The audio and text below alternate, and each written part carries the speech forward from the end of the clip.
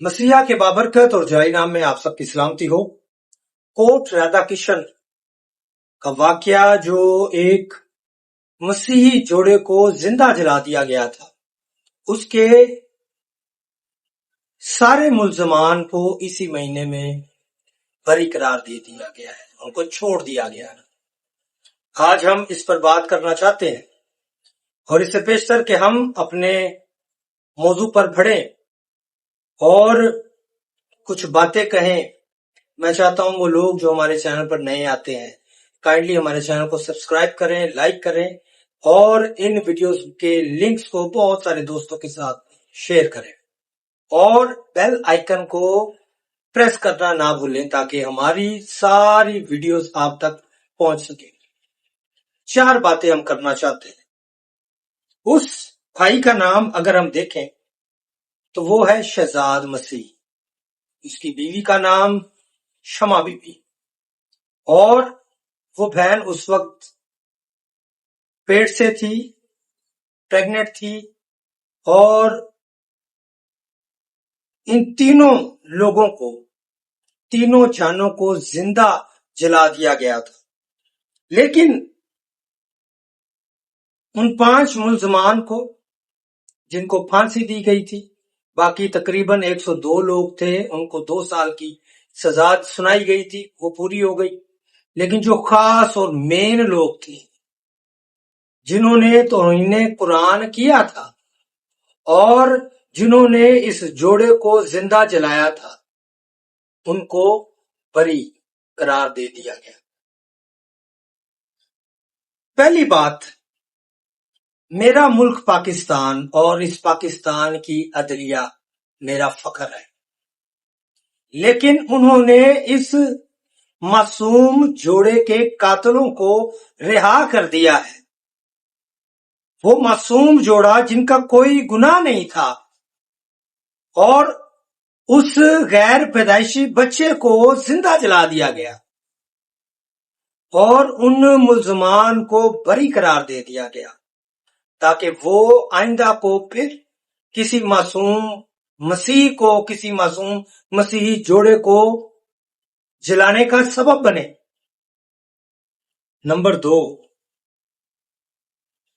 इस मसीही जोड़े पर इल्जाम था कि उन्होंने कुरान पाक के बुराक जलाए हैं, जो कभी भी साबित नहीं हो सका। और जिन्होंने किया था उनकी मांग क्या थी? उस मस्जिद का जो मौलाना था, मौलवी था, उसने क्या कहा था पता? क्या डील दी थी शमा को उसने कहा कि तू मेरी बात मान। 2 ऑप्शन दिए थे। पहला ऑप्शन ये था कि तू मेरी बात मान।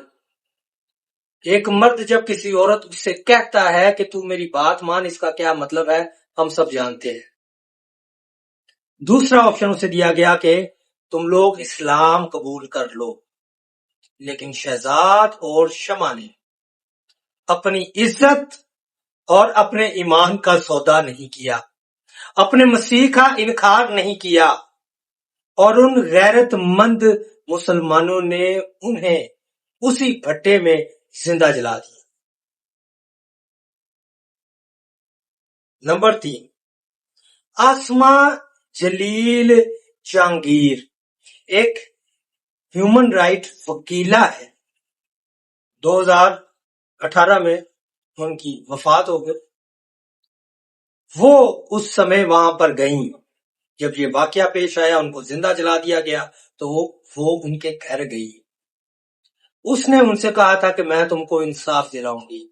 और आपको पता है शहजाद के भाई ने उससे क्या कहा कि हम मसीही हैं और मुसलमान हम पर जुल्म करते आए हैं और मैं जानता हूं हमें इंसाफ नहीं मिलेगा।